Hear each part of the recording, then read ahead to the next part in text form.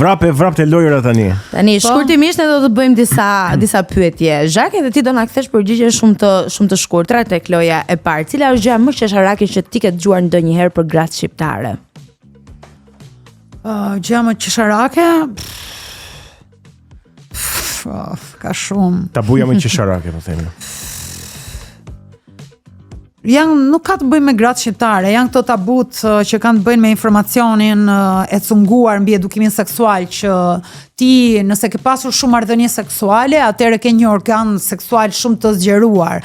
A thua, po bëre shumë marrëdhënie seksuale me të njëjtin njeri, nuk do dhe njëjta gjë. Domethënë, kjo mendoj që është absurde. Okej. Tani, a ka ndonjë temë që nuk do ta trajtoje kurrë në tabu? Jo, mendoj që çdo temë mund të trajtohet nëse trajtohet në mënyrën e duhur. Pra, nëse ti nuk i jep nota vulgariteti, çdo gjë mund të trajtohet.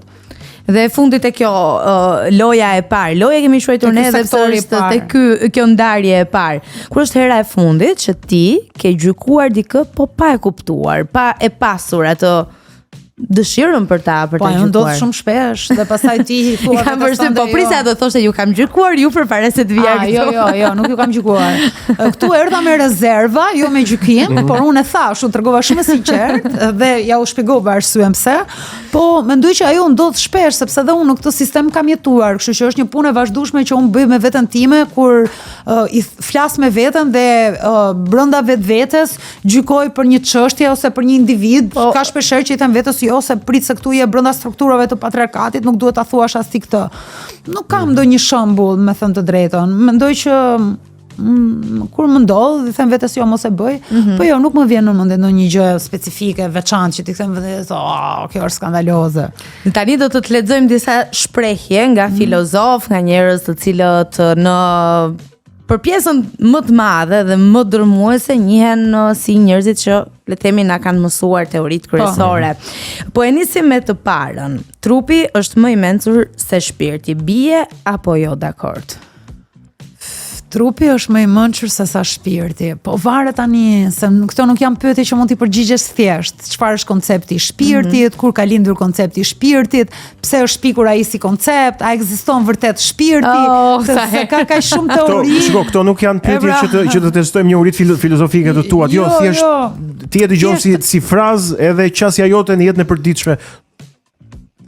Se di pra, sepse ky, për shembull, në filozofi thonë që gratë kanë këtë instiktin, kanë këtë inteligjencën, po, dhe është një shqis që burrat nuk e kanë, pra ato parashikojnë gjëra që do ndodhin, pa ndodhur gjërat sepse lexojnë faktor ambiental. Kështu që nuk di ta them nëse kjo intuita apo kjo shqisa ekstra që kanë gratë është vjen nga shpirti apo vjen nga trupi, nuk kam vendosur, domethënë nuk e kam një qëndrim të qartë për sa i përket të gjitha filozofive që ekzistojnë për konceptin shpirt, nëse ekziston shpirti vërtet apo njeriu e ka shpikur idenë e shpirtit, apo ajo që ne quajmë shpirt është thjesht vetdia që ka lidhje prapë me trurin, që ka lidhje prapë me trupin. Kështu që unë sot në mbrëmje do bëj overthinking, nuk flejgju.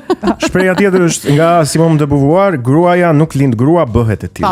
Po, jam dakord. Ja pra, për këtë doja pra, po ose jo, kjo është ideja. E radhës. E pra, po ajo ishte më hyri në disa re këtu të kokës time që kanë bëjmë me shpirtin, se pastaj shpirti lidhet shumë me kishën, me konceptin e kishës, pra futemi në disa rrugë të tjera që ndoshta nuk është mirë të futemi sot. E radhës, në dashuri gjithmonë ka një që komandon. Jo, mund edhe mos ketë në një që komandon, mendoj. Okej. Në seksualitetin e njeriut ekziston një tension midis dëshirës dhe moralit. Po, mendoj që po.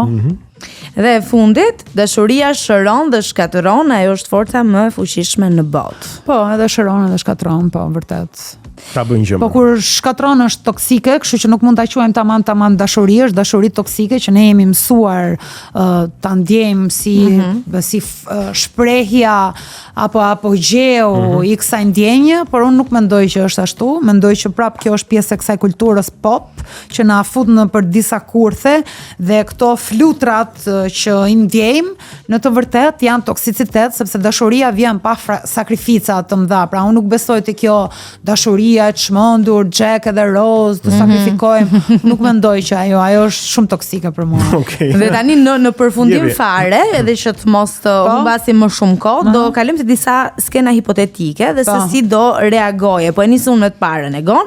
Një burr në rrugë të thotë ke një buzëqeshje që ma bën ditën më të mirë. Si do reagoje Jo, ti? do ikja, do vazhdoja.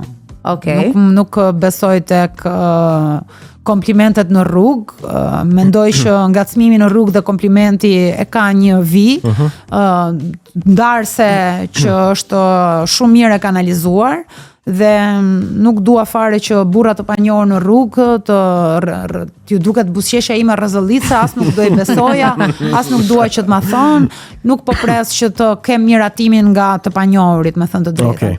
Pastaj është do më duket shumë e gjatë si gjë, kështu që jo, do ikja, do vazhdoja. Partneri të kërkon, hipotetikisht, të mos postosh në Instagram foto paksa provokuese për shkak të opinioneve të tjerëve. Bota. Po jo, po çdo thon bota. Zgjidhja në një partner të tillë. Okej. Okej, pra e nisim që nga eliminojmë që në ditët e para. Shkojmë tek situata tjetër. Një koleg në punë të propozon që të dilni vetëm ju të dy, edhe një herë azit ka bërë edhe komplimente për inteligjencën edhe për pamjen. A do dilja unë me këtë kolegun?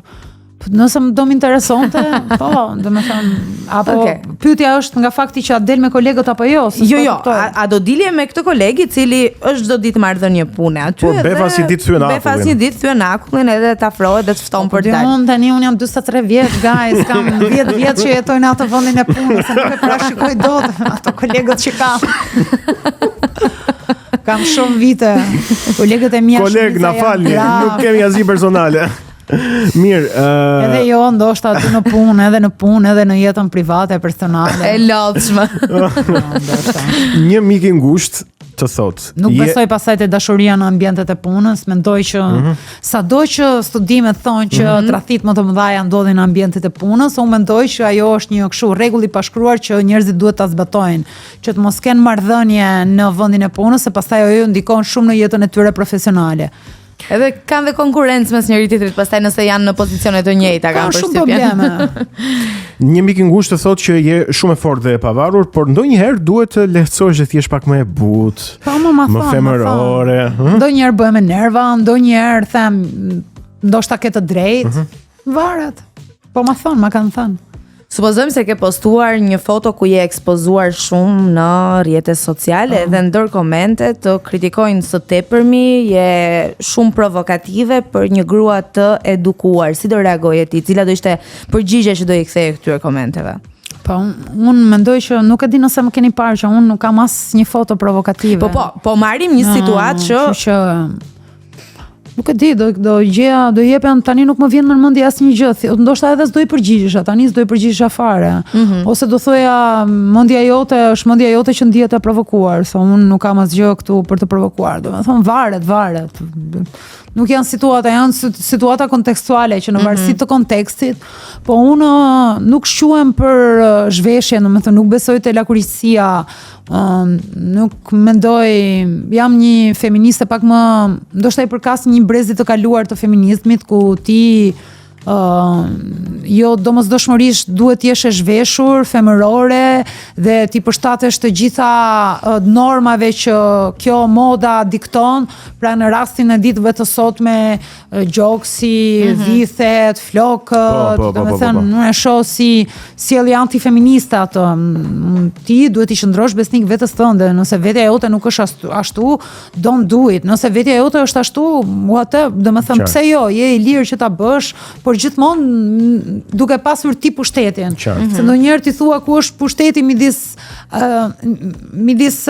një gruaje nudo që del vet në Instagramin e saj dhe ndoshta një modeleje që për të marrë atë pagesën ose për të vazhduar karrierën e saj duhet ta bëjë atë gjë.